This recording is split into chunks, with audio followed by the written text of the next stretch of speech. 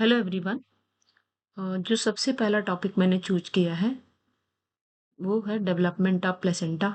ये टॉपिक थोड़ा सा समझने में डिफ़िकल्ट है, इसीलिए मैंने इसको सबसे पहले चूज किया है।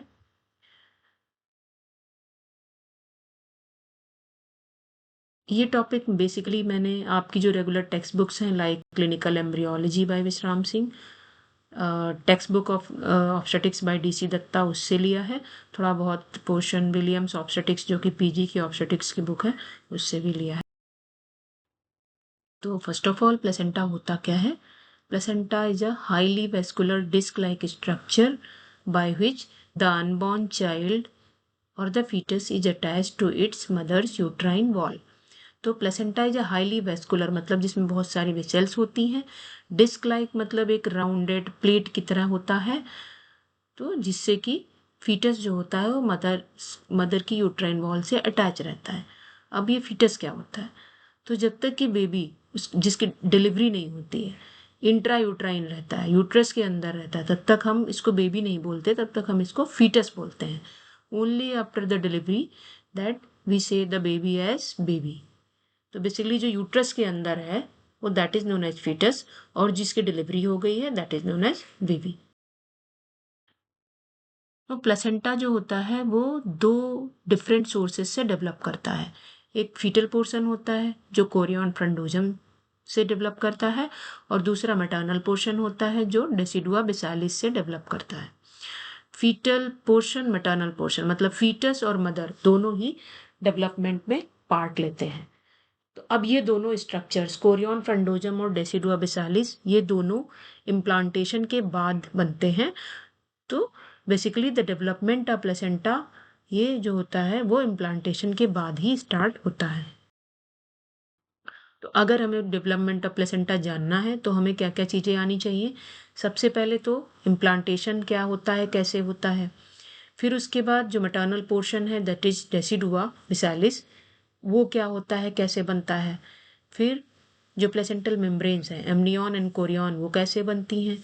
उसके बाद जो फीटल पोर्शन है कोरियन फ्रंडोजम वो कैसे बनता है।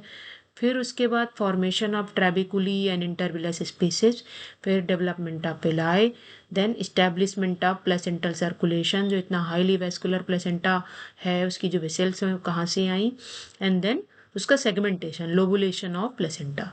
तो इसमें शुरुआत के वर्ड्स तो मैंने बता दिए कि मैं अभी कवर करने वाली हूँ। बाकी कुछ जो वर्ड्स हैं वो आपको तब समझ में आएंगे जब आप प्लेसेंटा का स्ट्रक्चर और फंक्शन थोड़ा सा पढ़ लिए होंगे। तो ये मेरी सजेशन है कि before going through placental development you people revise structure of the placenta, और if you want to know it from me then please message me, I will take the separate lecture of structure of placenta. So first of all come to the concept of implantation, जहाँ से कि fetal और maternal portion placenta के बनने start होते हैं।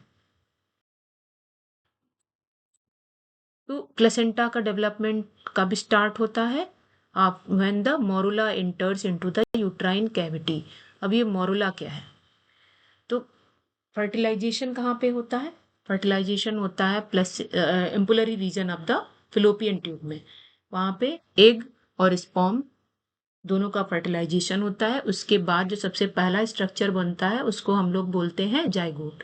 तो zygote जो होता है वो एक सिंगल सेल का होता है। फिर क्या होता है, इसमें डिवीजन स्टार्ट होता है। तो डिवाइड करके जो सबसे पहले 16 सेल स्टेज में स्ट्रक्चर बनता है उसको हम लोग बोलते हैं मोरुला। और मोरुला में फर्दर डिवीजन भी होता है, बट 16 सेल स्टेज पे morula will enter into the uterine cavity. तो morula will enter, let me bring the pointer.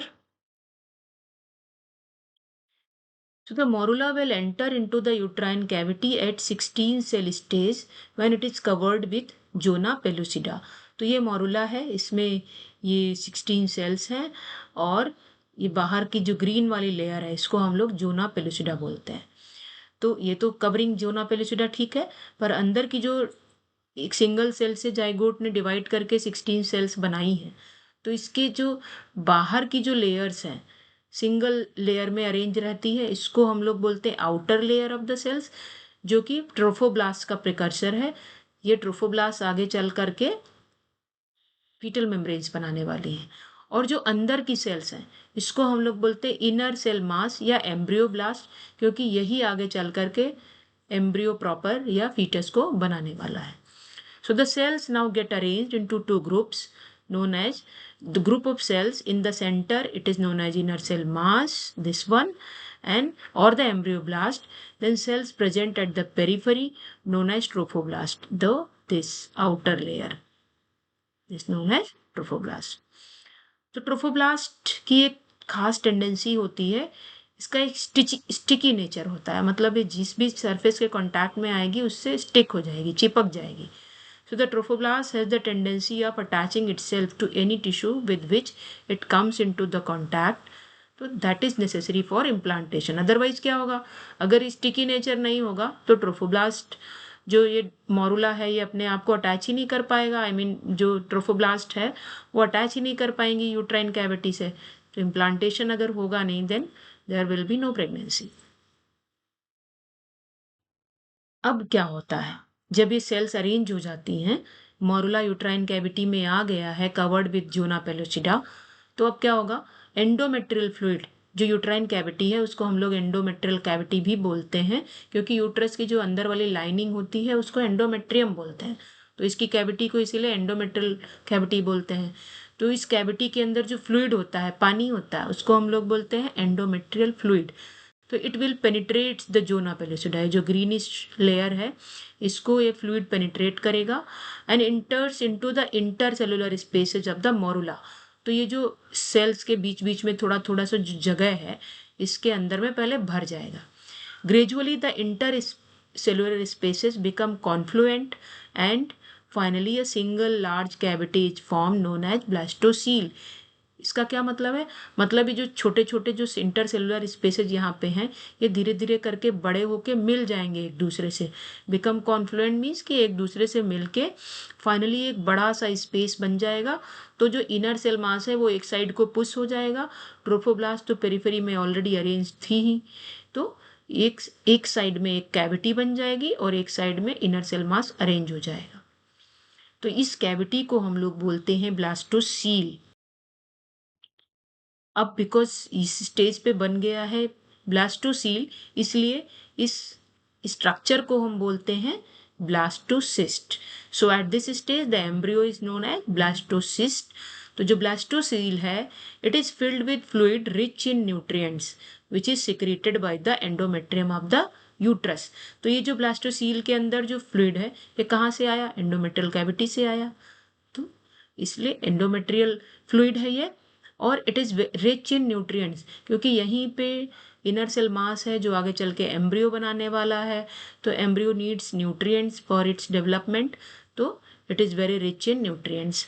इसीलिए इस क्योंकि ये जैसे बेबी को मिल्क चाहिए डेवलपमेंट के लिए, बड़े होने के लिए, वैसे ही एम्ब्रियो को इस फ्लूइड से न्यूट्रिशन मिल रहा है, इस और ये सिक्रीट हुआ है यूट्रस से, इसलिए इस फ्लूइड को हम लोग यूट्राइन मिल्क भी कहते हैं। So this fluid is also termed as uterine.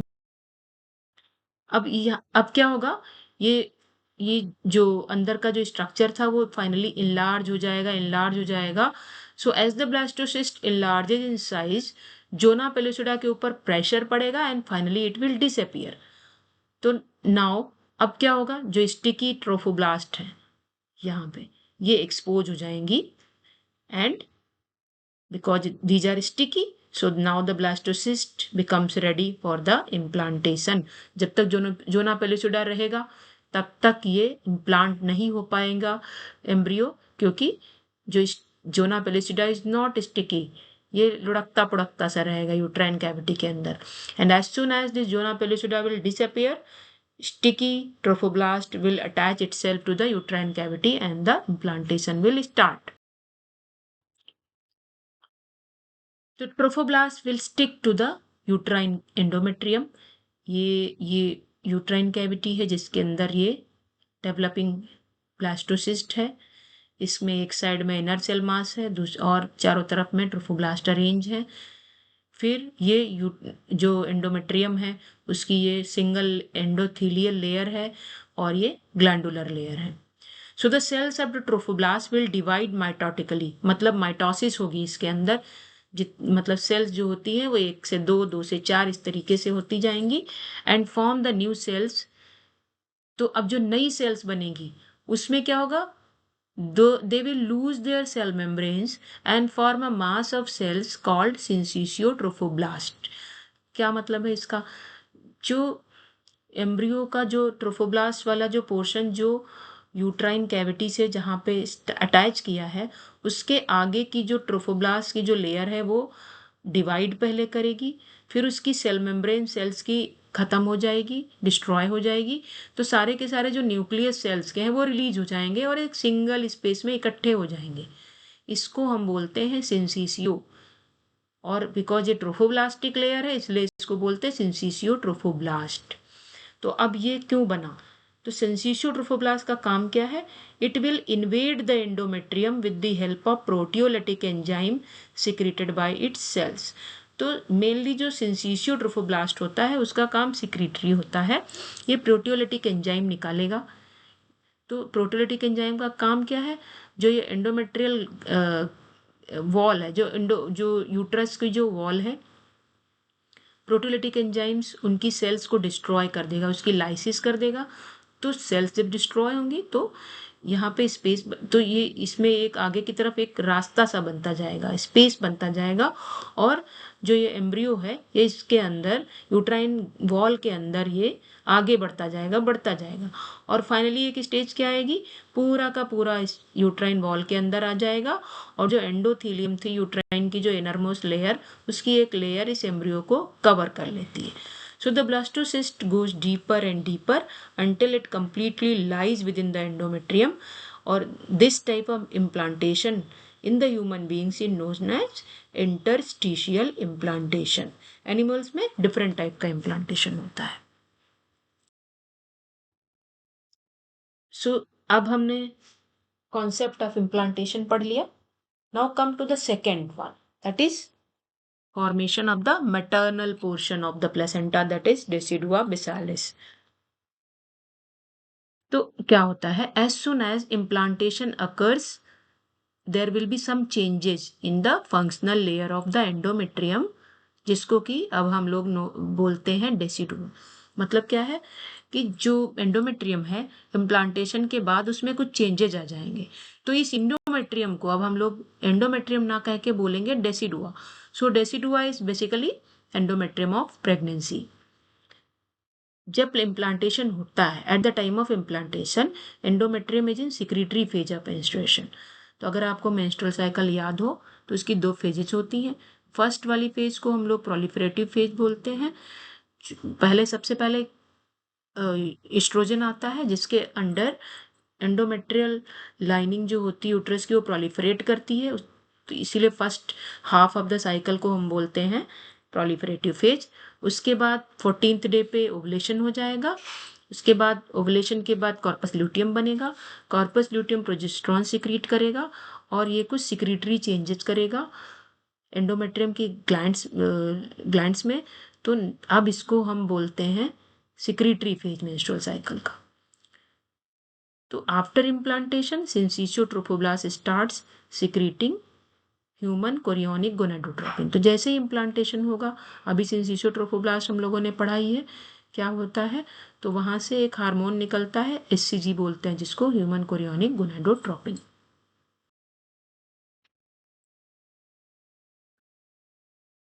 तो अंडर एससीजी जो सेल्स हैं एंडोमेट्रियम की उसमें क्या, सॉरी फॉर द इंटरप्शन। तो होता क्या है, सिंसिसियो ट्रोफोब्लास्ट से जो एससीजी निकलता है, तो under the effect of HCG जो सेल्स होती है एंडोमेट्रियम की उसमें क्या होता है, cells will become enlarge, cells will become vacuolated, मतलब उसमें खाली स्पेसेस बन जाते हैं, and the cells will be filled with glycogen and lipids. तो बिकॉज न्यूट्रिएंट चाहिए डेवलपिंग एम्ब्रियो को, तो जो सेल्स हैं उसमें ग्लाइकोजन और लिपिड्स इकट्ठा हो जाते हैं। तो these changes in the stromal cells is known as decidual reaction।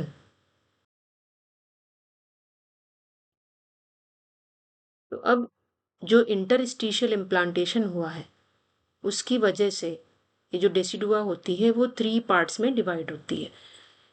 Implantation की जगह के बेसिस पे ही हम लोग डेसिडुआ को के डिफरेंट डिफरेंट नाम देते हैं। That is decidua basalis, decidua capsularis and decidua parietalis. तो सबसे पहले आते हैं डेसिडुआ बेसालिस पे, जहाँ से कि मैटरनल पोर्शन बनना है। तो यहाँ हमें 2 कट सेक्शन दिख रहे हैं, एक तो ट्रांसवर्स सेक्शन है, दूसरा है कोरोनल सेक्शन। तो ये वाला आप देखिए, कोरोनल सेक्शन मतलब यूट्रस सपोज आपको आपके सामने है और उस ऊपर से नीचे हम लोगों ने उसे कट कर दिया है। तो अब इसमें देखिए, ये सर्विक्स है, ये सर्वाइकल कैनाल है, उसके बाद ये एंडोमेट्रियल कैविटी आ गई, ये यूट्राइन वॉल है। तो उसके सबसे अंदर वाली लाइनिंग जो येलोइश जितनी भी लाइनिंग है that is endometrium of pregnancy और डेसिडुआ। अब डेसिडुआ बेसालिस क्या है? बेसालिस का मतलब नाम बता रहा है, बेस पे। किसके बेस पे? डेवलपिंग एम्ब्रियो के। So decidua besalis is part of the decidua which lies deep to the embryo, that is developing blastocyst, and it contributes to the development of placenta. So this one at the base of the embryo, this is decidua besalis. Now what is decidua capsularis? So part of decidua, decidua which form a capsule like structure which cover the embryo like a capsule all around. This one, this is known as decidua capsularis as its name suggests. तो इसका काम क्या है? It surround the embryo and separate it from the uterine cavity. ये white वाला portion uterine cavity है, तो इससे इसका कैप्सुलारिस का काम है कि डेवलपिंग एम्ब्रियो को सेपरेट कर देना, इसको सेफ रखना, so that it can develop peacefully. Now finally decidua parietalis. तो ये जो डेसिडुआ बेसालिस है, डेसिडुआ कैप्सुलारिस है, इसको छोड़ के rest of the uterine cavity है, उसकी जो लाइनिंग बची उसको हम लोग बोलते हैं डेसिडुआ पराइटालिस। तो I think it's already enough. Development of the placental membranes ये हम लोग नेक्स्ट वीडियो में कवर करेंगे। Please tell me how was this video, if it was up to your expectations or not. Please comment.